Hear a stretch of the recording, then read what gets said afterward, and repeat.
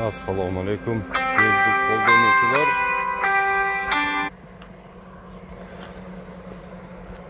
Assalomu alaykum bog'bonlar jamoati. Salomatsizlarmi?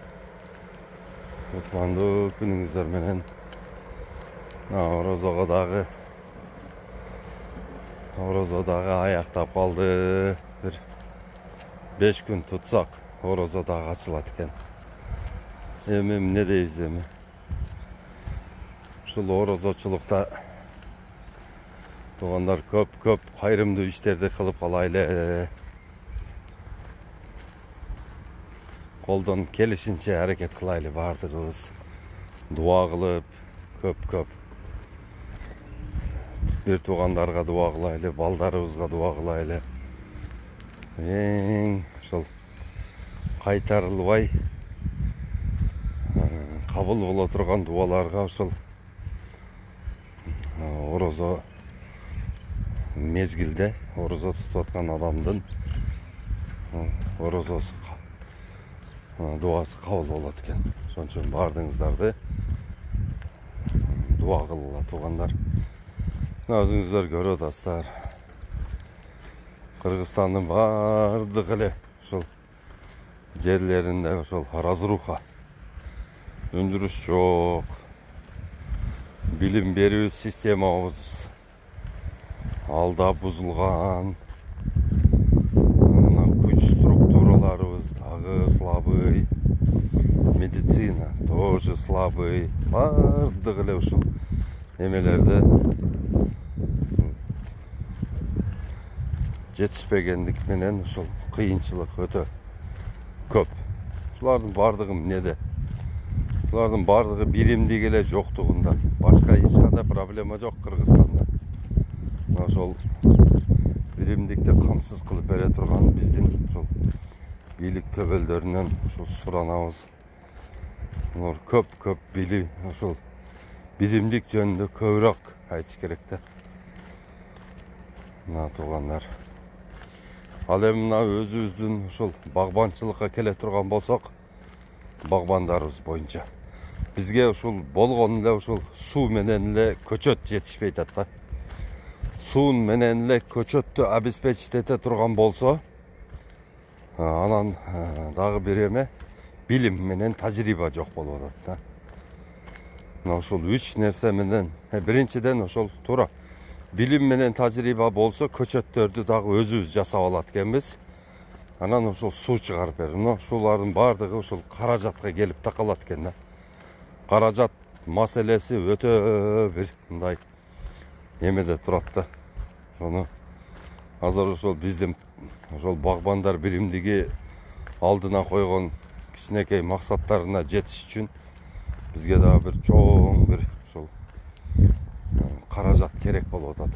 Мына ошол каражатты башка жактан эми ким бермегиле? Кайра эле ошол өзүбүздүн эл, ошо элдин ичиндеги байлар, меценаттар, ошолор караш керек да буга. Бул мен айткан ошол питомниктерге, жанагы буровой установкаларга, анан жанагы балдарды окутканы, жана каналдарды казганы, ушунун бардыгына каражат аябай талап кылынат да. Мына ошон үчүн мына ушул видеону көп бөлүшүп коюңуздар. Азыр бир маанилүү сөздөрдү сүйлөшөбүз иншалла. Азыр Кыргызстанда багы бак кылып иштете турган жердин даярынын өзү даяр өзү. Эгерде суу чыкса, бак кылсак, где-то бир эң эле аз дегенде 1 миллион гектар бак кылсак болот да. Эгерде суу менен көчөт болсо. Мына 1 миллион гектар жерди бак кылсак болот, аз даяры. Эгерде мамлекет дагы ошол законодательство жагынан, мыйзам жагынан жардам берип туруп, жанагы жайыт болуп калган жерлерди дагы өздөштүрүүгө мыйзам чыгарып бере турган болсо, анда 2,5 миллион гектар жерди бак кылсак болот да. жөн эле жаткан бул жерлерди бак кылып алабыз. Мына ошондо миграция да токтойт. Ошондо мына баягы адамдардын баягы мындай турмушка болгон, мына келечекке болгон мына позициясы дагы өзгөрөт эле да. Өзүңөр элестетип көргүлө, багы бар адам кандай бактылуу, туурабы? Мына ошол жерден түшүм алат, ошол жерде иштейт, каны айланат. Мына эгерде ошол бакты биз жок эле дегенде ошол 1 миллион гектарга бак тикчү боло турган болсок, мына ошол жерден жылына эң эле аз дегенде 10 миллиард доллардан Кыргызстан элине киреше кирип турат. Азыр ушул тапта биз ошол мигранттар жөнөткөн 1,5 миллиард доллар менен ушунча кутуруп атабыз да. Мындай айтканда, тойлорду кылып, ызы-чуу салып, улак берип дегендей. Эгерде 10 миллиард жылына түшө турган болсо, ошо сонун өсүш болот. Анан мына билим берүү жагындагы караш керек. Эми уялбай эле моюнга алып туруп, ошол билим берүү министрлиги мына азыркы окутуп аткан программасын өздөрү жокко чыгарыш керек, дагы башка бир окутуу программасын киргизиш керек. Окуучуларга дагы, дошкольный учрежденияларга дагы и студенттерге. Азыркы берип аткан билими эч кандай эмеге коошпойт да. Башка бир мамлекетке барып, мындай билим менен иштеш өтө кыйын. Ошону мына биздин мамлекет башчылары түшүнүш керек. Дагы мына неменин вуздардын санын резкий азайтыш керек. 60 университет бар экен. 60 университеттен мында карап көрсөң пычакка сап боло турган эч нерсе жок да. Ошол 60 университетти бүткөндөрдүн ичинен жалаң эле коррупционерлер чыгып атат ошол жерден. Не себептен? Себеби мынандай. Ошол эле университетте пара алганды, пара бергенди үйрөтүп атат. Ошол агайлар, эжекелер кадимкидей сурайт экенде. Бер, мына семестрга бересин, мынага бересин. Ошол билим берүү жагында караш керек. Ана мына ошол бюджеттин акчалары кандай бөлүнүп атат? Нецелесообразно. Ошо керек эмес жерлерге эле акча бөлүнүп атат да. Ана мына министерстволордун санын да кыскартыш керек. Резко кыскартып, болду. Коргоо министрлиги болсо болду, жетишет. Болду. Ошонун карамагында калган ошол пограничниги дагы, баягы КГБшниги дагы ошол жерде болуш керек. Милиция бир тарап болду. Всё. Экономика бир болду. Анан тышкы иштер министрлиги, бул министрлик 4-5 эле министрлик болсо жетет. Анан Кыргызстан боюнча 28 миң чиновник бар экен. 28 миң чиновникти содержать этишти дагы ойлоп көрсөңүздөр. Эң эле аз айлык алганы 10 миң алат. Эң көп айлык алгандары 100 миңге чейин алат. Анын бизге эмне кереги бар? Анда штаттын не кереги бар?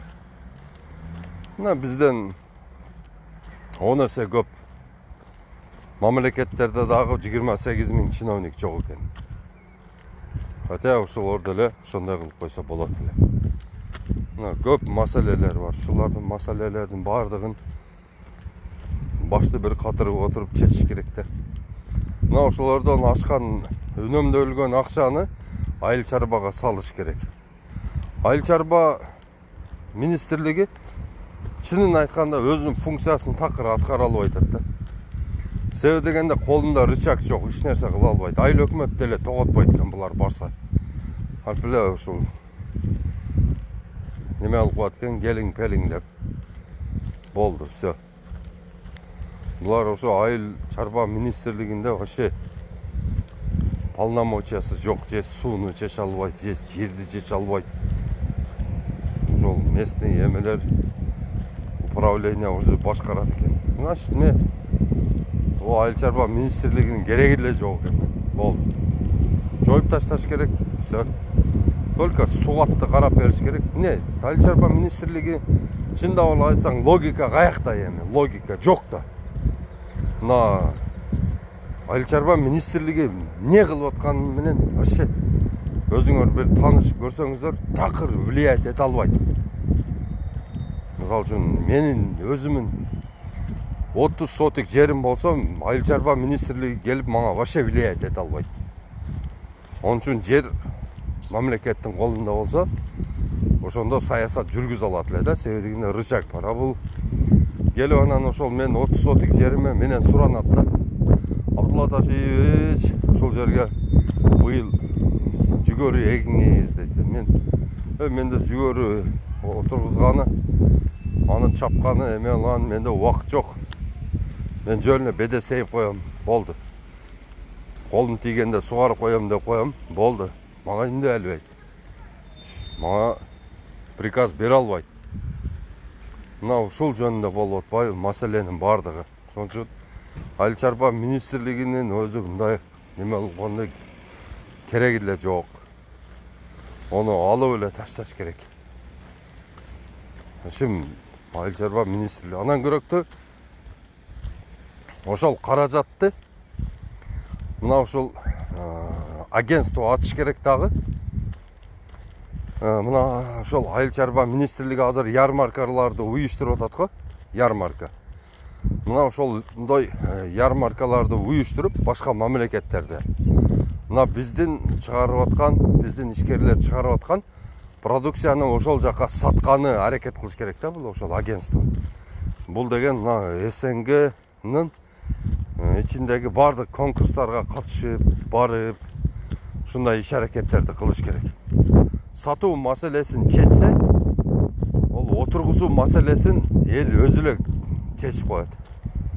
Сатуу маселесин чечиш керек эң биринчи. Анан мына азыркы эмелерде азыр агрономдорго детиги айлык ошолардын министерствода неменен развитие рубарлары бар булардын.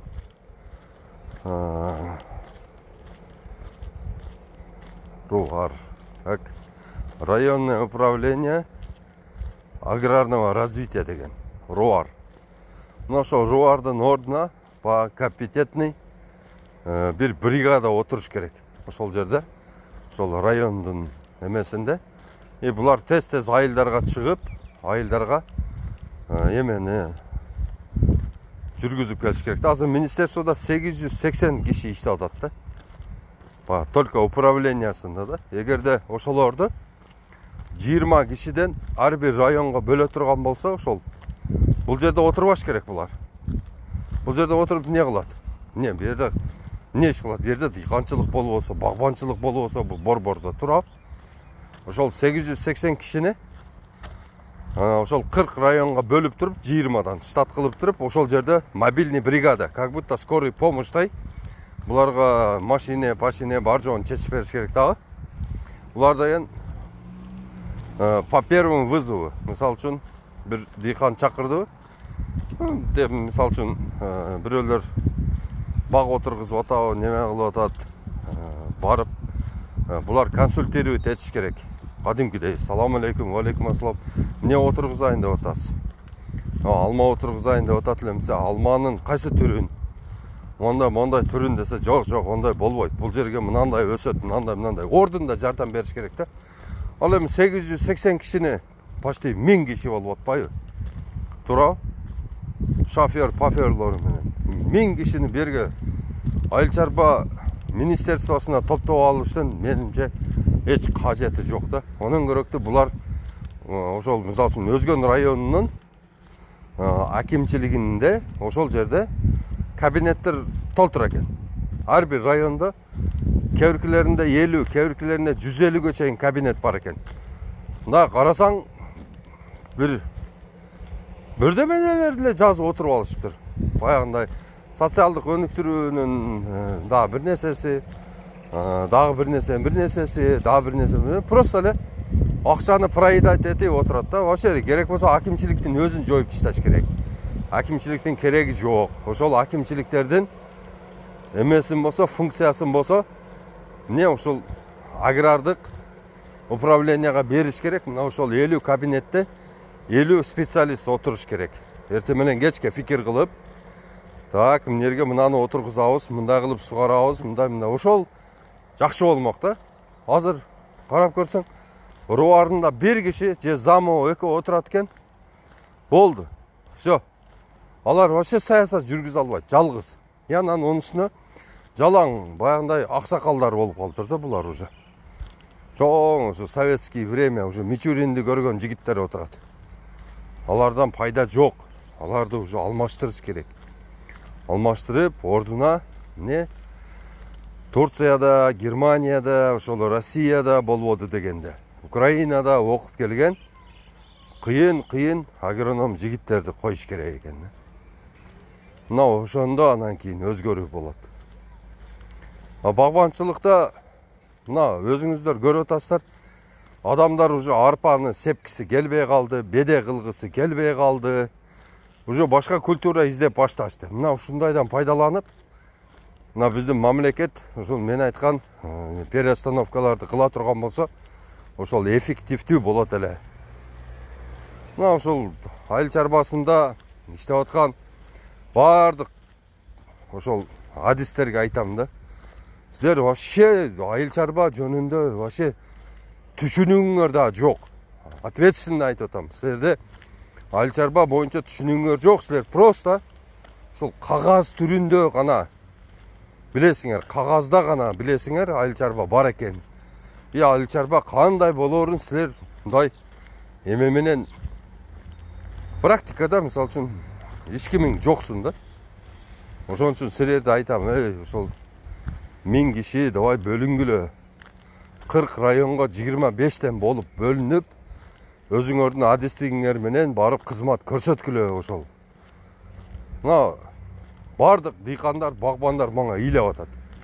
Абдулла Ташиевич, ошол багбанчылык кылганыма 30 жыл болду. Ошол мен огородумун же багымын чекесине бир агроном басып келген жок. Не кылып атасың деп, анан кандай өнүгөбүз дейт. Булардыкы туура. Бир агроном басып келе эле экен да. Бир агроном басып келе эле экен. Саясатты кандай кылып жүргүзүп атасыңар силер онда? Жөн эле ушу статскомдун эле дублирующий органы болуп калдыңар. Болду. Чамалап туруп эле ошо былтыркы показательдерди быйыл деле уруп кое бересиңер. Мына бак жылдан жылга өсүп атат. Статистикаңарда ошону көрсөтпөйсүңөрбү? Бак жылдан жылга өсүп атат. Бак жылдан жылга бак көбөйүп атат. Ошону өзүңөрдүн статистикаңарда көрсөтүшүңөр керек. Анан азыр эмне? Аленка Махнатая деген бале чыккан. Аны менен кантип күрөшүп атабыз? Жок. Пладожорка. Кантип күрөшүп атабыз? Жок. Вишневая муха жакында мына кокон гиласты Кытайга алып чыгабыз деп аракет кылабыз. Ичи толтура вишневая муханын курту болот. Анан бар жок интернет жайнап кетет. Мына кокон гиласты ассак, ичинен курт чыкты. Бул эмне деп. Бул вишневая муханын личинкасы алда чоңоюп туруп, алда вишневая муха болуп учуп чыгат. Ошол кокон ошол баткен гиластын бардыгын жеп туруп, анан ошону мисалы үчүн дарылоо боюнча мына щитовка, парша элдердин баарын жүдөтүп атат. Кана силердин жардамыңар? Кана силердин ошол мына былтыр канча сом, миллиондогон сомдорду кетирип, жеке агрономдорду чыгардыңар.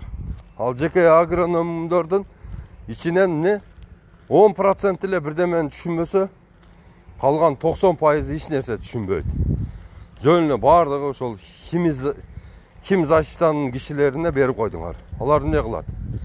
Эч кандай баягындай мындай экологиялык жактарын түшүнбөйт өздөрү. Кантип менен үйрөтөт дыйкандарга. Азыр өзүңүздөр билесиздер, экологиялык таза болбосо, ошол жер жемиштерди эч жака сата албайбыз. Биз кыргыздар билбей жей беребиз базарда турса. Мына азыр Тажикстандан Piyazlar kele başladı. Tacikistan'dan редиска келип атат, Өзбекстан'dan келип атат, бар жоктон келип атат. Ошолор жылтырап турса кыргыз эли түшүнбөй ала берет. Мына ошолорду текшерген лаборатория кана? Мына биздин граждандардын ден соолугун коргогон лаборатория кана? Жок. Мына супермаркеттерде Тажикстандын, Өзбекстандын товарлары сатылып атат. Любойун текшерип көргүлө. Не болот? Превышает допустимые нормы нитрата 50 раз, 100 раз керек болса. Аны ким карайт? Onu караган адам деле жок. Мына силерге айтып коеюн. Мына эл чарба министрлиги ушуну менен заниматься этиш керек. Адамдардын ден соолугун сактоо менен аракет кылыш керек. Биргеликте алып кетиш керек. Жок, мына карантинный службаны канча жылдан бери безилдеп келе атабыз. 5 жыл болду айтып атабыз. Мына Өзбекстандан, Тажикстандан, Сербиядан ооруган көчөттөр келип атат. Ошолорду карап койгула деп атабыз. Жок, жылыга эле сатылат. Жылыга 10 миллион көчөт кирип атат Өзбекстан, Тажикстандан, Сербиядан. Ошолорду бардыгын элге жеткиликтүү кылып айтып туруп, буну албагыла. Булардан оору чыгат. Булар силерди банкрот кылат. Булардан түшүм деле жакшы болбойт деп бардыгын түшүндүрүп айтканы департамент садоводство ачкыла деп атабыз. Багбандардын департаментин ачып бергиле деп атабыз. Мына отдел механизации 29 киши иштеп атат. 29 ошо кайышы колап эле отурушат. Эч нерсе иши жок. Айлыкты кетип атат мамлекеттен. Канча жылдан бери тынбай кетип атат. Отдел механизацияга азыр эч ким барбайт. Алардан трактор сурап. Трактор сурап балсаң дагы эмне кылат олар? Стрелочник да олар. Стрелка наводить этип коет. Мына дейт. Айылбанкка бар же немеге бар дейт. Берке. Дагы бир банк бар. АКС ошо. Ошо жака бар дейт. Болду, всё. Башка эч нерсе кылбайт. 29 киши акча алып атат. Мамлекеттен кадимкидей эч нерсе жазабай айлык алып жатышат. Мен ошолорго айтып атам, отдел механизации уже себя изжила уже давно, 10 лет назад. Давайте вот эти деньги переведем кому? Департамент садоводства откроем и пускай делают политику садоводам за эти же деньги, за деньги государства. Оно миллион раз полезнее будет для наших дихкан и садоводов деп айтып атам. Жок, укпайт. Себеби дегенде аны деген угуш үчүн деген бир кичине болсо да жүрөк керек да, мекенди сүйгөн. Мекендин бир сомун аяган кичине болсо да патриоттук сезим керек да. Жок. Өкмөттүккө да тым кой, өлүп кетсин деп атып, ушул жерге келдик. Мейлиси тым кой, өкмөттүккө деп атып, мына ушул бар жообуз ачылып, чачылып отуруп калдык. Элдин баарына мазак болуп. Башкаруучу деген бар жокту билип туруш керек. Башкаруучу деген шунчалык зээндүү болуш керек. Бар жокту түшүнүп, көрүп, билип турган башкаруучу керек бизге. Туюп турган жүрөгү менен ар бир кедейдин акыбалын түшүнүп турган ушундай башкаруучу керек. Жок, биздин башкармалар ушул эптеп эле ушул башкарма болсо, анан ошол мамлекеттин акчасы менен тияка басса, без толк. Мына 30 жылдан бери канча министр сельского хозяйства келиптир. Ошолардын бирөөсү дагы бир алгылыктуу иш жүргүзбөптүр айыл чарба боюнча. Мен 5 жылдан бери мурда өзүм түшүнбөйт элем. İçine girip düşününgöндөн кийин анан кийин буларды сөгө баштадым да ичиме. Иш жок. Саясаты жок, айнанай. Кыргыздын жери кичине эле жери бар, Башка мамлекеттерге салыштырмалуу. Ошону дастаркондой кылып жайып туруп эле. Так, мына ортого нан коюлат. 4 чекеге бирден каймак койгула. Birden sarmay koygula, birden varene koygula. Mına жерге мистеден кой, мынерге бадам кой, мынерге кашык кой, мынерге вилка кой, мынерге аны кой, мынерге мынаны кой. Мына бардыгы жети баланы отургузуп, жети балага тамак бергенде эле чечип койсо болот. Эмне кереги бар? Бир жылда бирөөсү картошка айдап алып күйүп кетет. Сатылбай калып, бирөөсүн планировать эткенди эмнеге түшүнбөйт? Уже мен айтып атам, элим, кыргыз элим, биз сатышты эмес, сакташты үйрөнүшүбүз керек. Сатышты эмес, сакташты. Круглый год өзүбүздүн продукцияны жегенди үйрөнүшүбүз керек. Круглый год. Биз башка жактарга сатышты ойлонбой туруп, кыргыз мамлекети эң биринчи өзүбүздү бизде жок нерселер менен ошол азыр жетпей аткан бардык азык түлүктүн списоги менен биз өзүбүздү эмне камсыздап алышыбыз керек. Кыргызстаным, биз азыр өзүбүздү 50% эле алма менен камсыз кылабыз. Алма отургуз десе пешенең тырышат. Жүзүм менен вообще камсыз кыла албайбыз. Жүзүм биздин жүзүмүбүз Кыргызстанга бир күнгө жетпейт экен. Бир күн базарыбызда жүзүмүбүз туруштук бере албайт экен. Жүзүм отургуз. Бизде өрүк жок экен, нормальный. Жалаң эле баягындай кармабай өрүктү отургузуп алып отурат экенбиз. Слива жетпейт экен, слива. Мисалы үчүн канча жылдан бери слива жебеген адамдарыбыз бар экен. Анар жетпейт экен, хурма жетпейт экен, мисте, бадам бар жок эле жетпейт экен да. Биз өзүбүздү айыл чарба ошол эмелери менен биз өзүбүздү камсыз кыла албайт экенбиз. Жада калса мына картошка кээ бирки жылдары перебой болуп калат экен. Эң мактанган картошкабыз. Биз картошка менен өзүбүздү камсыз кылабыз деп мактанабыз. Мына туугандар, айта берсе сөз көп. Бирок ушунун баардыгын оңдоп кетишибиз керек да, качанча эле ушинтип эле отура беребиз.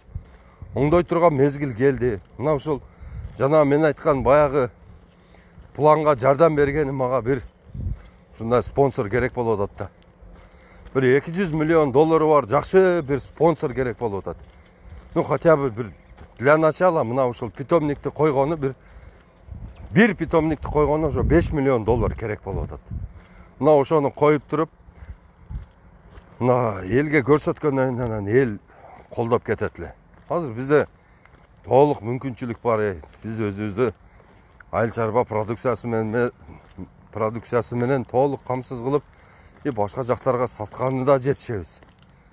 Мына нарында ысык көл менен нарынды карагатка толтуруп, эмени болсо, баткенди болсо, мисте менен бадамга, гилеске толтуруп, ошо буласты бадам, мисте, алмага толтуруп, өрүккө толтуруп, жалабатты толтуруп, таласты толтуруп, бар жок жетиштүү төгүн чачайын болуп турса, буга эмне жетсин туурабы?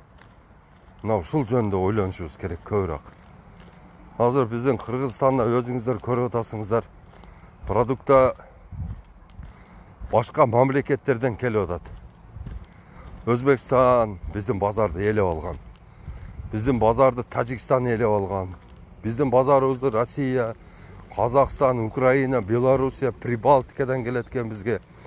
Бизге мына алма Казакстандан келет экен. О берки макарон ундарын айтпай эле коеюн. Алма келип атат ошол жактан. Мына коңшу Казакстан бизден жакшыраак багбанчылык кылып баштаптыр. Айтсаң эле жаман көрөт. Баардыгы эле түшүнүш керек да. Ушунун баардыгын түшүнүп, моюнга алыш керек. Чалабай моюнга алып, туура мындай кылайлы деп. Азыр эми элдер ошо башкаруучулар да ошо билгенин жасап атат да. Билген, билбегенин сураштан уялып атышат. Уялат, кадимкидей уялат экен, ошону мен билбедим деп. Бул Кур'аны Каримде жазылып турбайбы?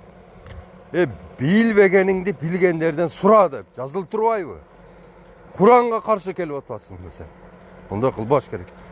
Билбегениңди билгендерден сураш керек. Мына ошондо анан кийин бизде жакшы болот. болушунча аракет кылайлы. Бардыгыбыз мына Кыргызстандын экономикасын көтөрө турган мына бизбиз. Мына мигрант жигиттер, силерге айтам, миграцияда жүрөсүңөр. Туугандарым, силерге 1000 сом акча деле эмес. 1000 сом. Мына ушул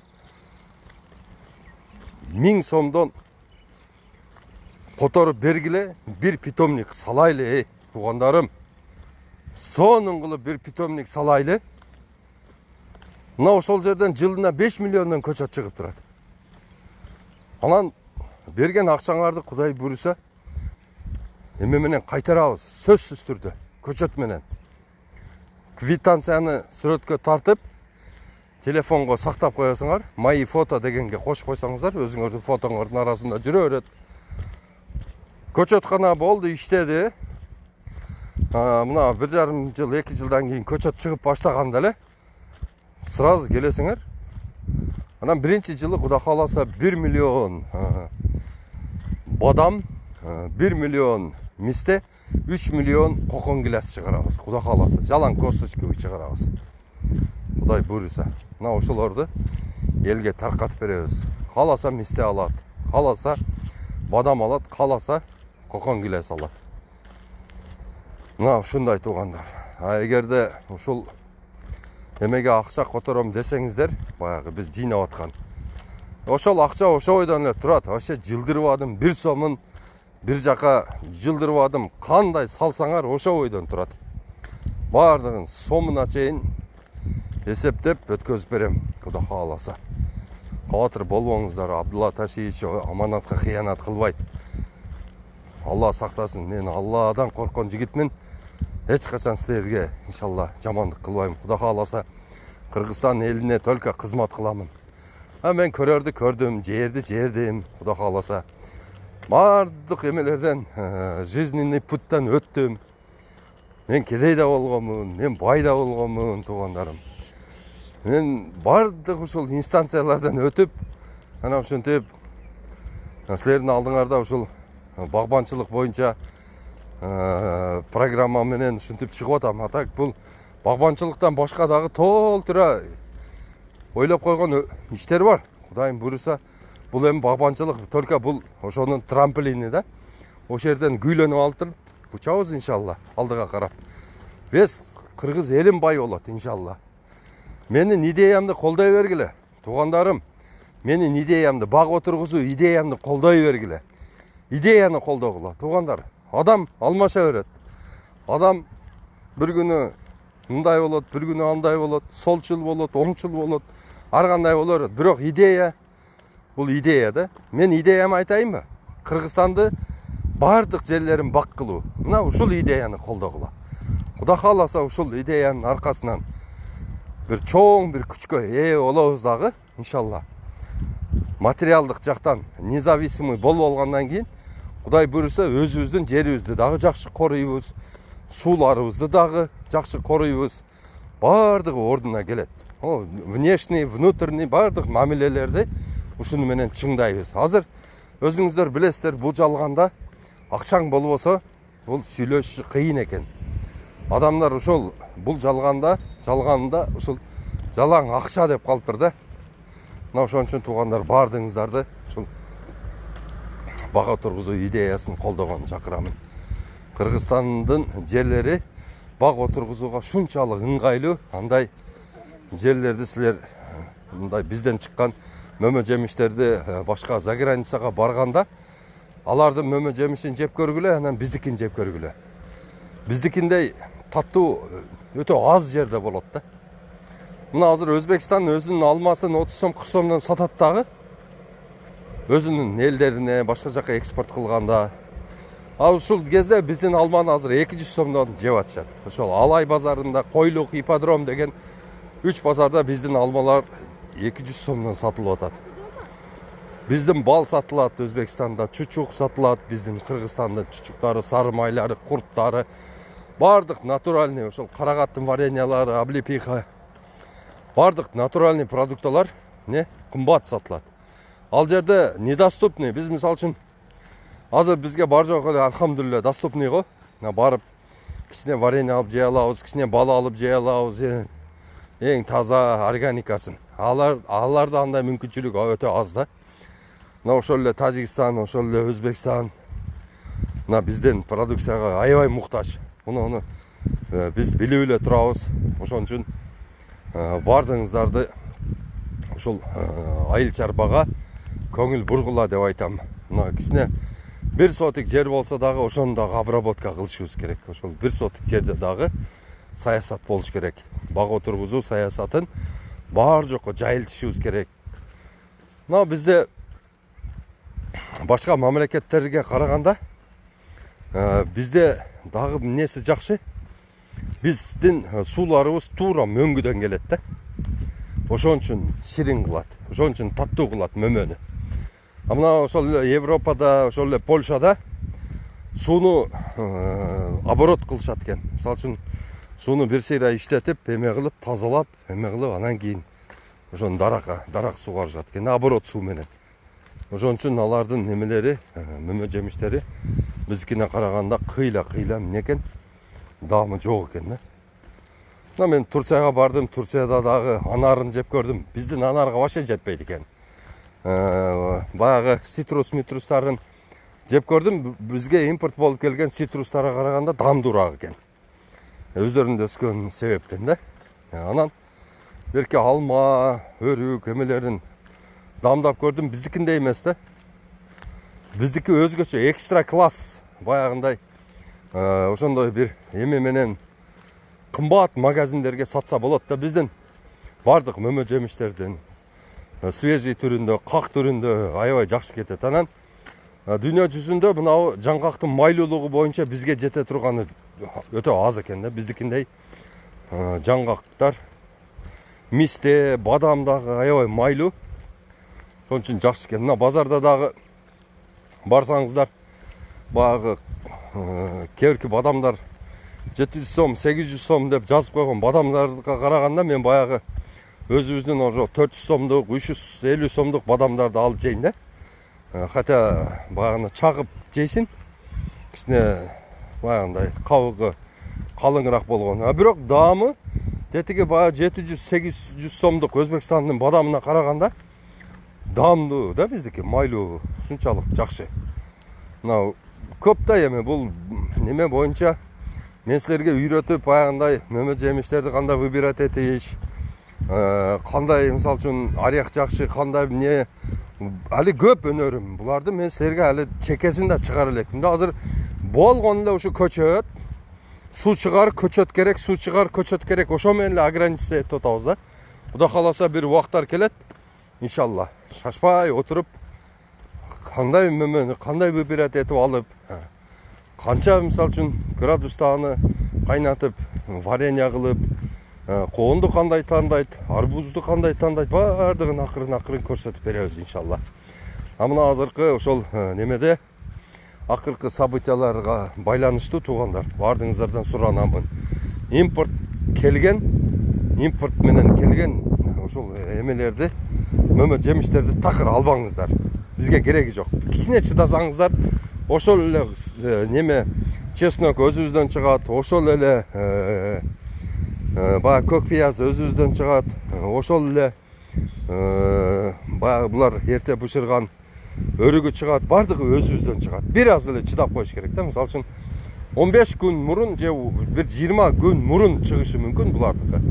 Бирок булардыкын жесеңиздер туугандар, жалаң химия менен бышкандыгы үчүн ооруйсуңар. Жөндөн жөн эле өзүңөрдү бооруңарды, бөйрөгүңөрдү рисковать этиштин кажети жок.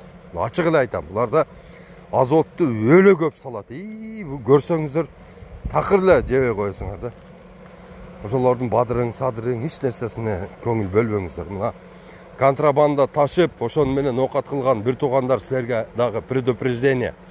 Эртеге кокустан колго түшүп кала турган болсоңуздар, биз ошол кыргыз эли бардыгыбыз ушундай бир отуруп туруп, мына бир эме чыгарабыз. Ошол контрабанда менен заниматься эткен адамдардын кадимкидей ошол мамлекеттин чыккынчысы катары баалап туруп, ошол үй жайын бар жоон тартып конфискация кылып салууга чейин барабыз. Ошон үчүн туугандар, буга чейин кылган ишиңер таштагыла, онон көрөктө жыйнаган акчаңарга силер ошол жактан ошол жашылча жемиш контрабанда кылбай, ошону кулундуга отургузгула. Кулундуга, ошону аркага отургузгула, ошону эмне максатка дыйканчылык кылгыла, багбанчылык кылгыла кадимкидей. Биринчи болуп силер алып келгиле, силердикин сатып алайлы. Биздин өзүбүздүн экономиканы көтөрүш үчүн. Айтып атам го, бир күндө сезон кезинде бир күндө ошол Кыргызстанга эң эле аз дегенде 500 тонна жүзүм кирип турат Тажикстандан. 500 тонна. Средний баасын 50 центтен эсептегенде күнүнө 250 миң долларлык эме кирип турат. Bir ayda 7,5 milyon dollar болот. 7,5 milyon dollar bir ayda. Эң аз ташыганда эмне? 8 ай ташышат. Эң аз ташыганда. Мына ошол миллиондогон долларлар бардыгы өзүбүздө калат. Ол пияз, мияз, ондай мындай башкасын айтпай эле коеюн. Күнүгө ошондой завоз болуп турат. Бул контрабанда деген теневой бизнес өтө өнүгүп кеткен биз жакта. Аны түшүнүш керек туугандарым. Мейлі туугандар, катуураак сүйлөп койсок үзүр. Аманчылыкта, жакшылыкта дагы көрүшөбүз иншалла. Тынч болуңуздар, орозоңуздар кабыл болсун. Дуа кылып коюңуздар бизге дагы. Анан туугандар, ушул эфирди бөлүшүп коюңуздар. Бирөөсүнүн болбосо, бирөөсүнүн кулагына кирсе, ошол дагы бизге пайда болот иншалла.